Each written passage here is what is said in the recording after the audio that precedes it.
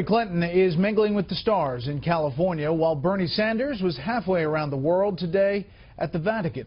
It's a much calmer picture than last night when the two got into shouting matches as they met for a final debate just days before New York's primary. Chief White House correspondent Ed Henry reports on one of the most fiery clashes between the two to date. Before jetting off to San Francisco for the first of two fundraisers with George and Amal Clooney, Hillary Clinton stopped in Harlem. I would be very honored to earn your vote next Tuesday. And despite holding a double-digit lead here in New York, Clinton is trying to shake off complacency among supporters. People are saying to him, oh, well, you know what, we know she's going to win. No, we can't know that unless they show up and actually help us win. Bernie Sanders went even further than Clinton to get out of New York, traveling thousands of miles to the Vatican, claiming the gamble of leaving the trail was worth it. It was so moving to me that it was something that I could just simply not refuse to attend. Both candidates may have simply been happy to get out of Dodge after a nasty Brooklyn brawl. But I do question her judgment in what may be their final face-to-face debate. I am sure a lot of people are very surprised to learn that you supported raising the minimum wage to $15 an hour.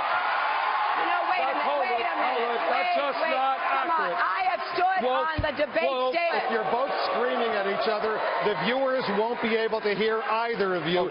A feisty Sanders landed jabs, but the Clinton camp thinks he came across as angry and again struggled with specifics of how Wall Street's speeches and campaign contributions impacted Clinton's votes.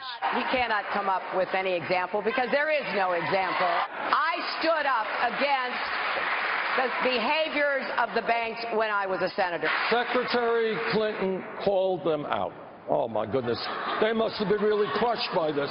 And Clinton has another big-dollar fundraiser Friday night in San Francisco with the Clooneys. Then another with the couple Saturday in Los Angeles. 2 seats at the head table cost over $350,000. 13,000 times Sanders' average contribution of $27. Yet Sanders' jaunt to the Vatican was not without controversy. The Democratic Socialists shook hands with the leftist Bolivian president Evo Morales, who's called himself America's biggest nightmare. Environmental destruction and the weakening of the rights of workers is far more severe today. Sanders joining calls for a moral economy that have been issued by Pope Francis, though he did not get a one-on-one with the Pope, who wants to stay out of the election. Meanwhile, Bill Clinton today lashing out at Sanders, saying he didn't like some of those sneering comments. Brett. Ed Henry live in New York. Ed, thank you.